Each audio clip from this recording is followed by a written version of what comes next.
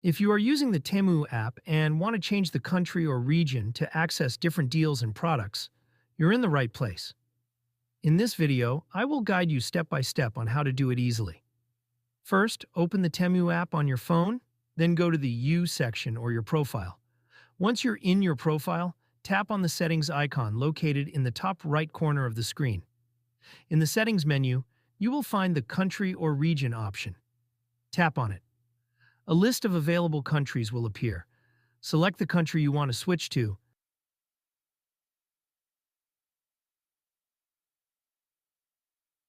then confirm the change. After that, you may be required to log in with a new account, or continue using your existing account. Once you complete this step, the app will update according to the new country you selected, allowing you to explore its exclusive deals and products. If you found this tutorial helpful, don't forget to like the video and subscribe to the channel for more tech tutorials.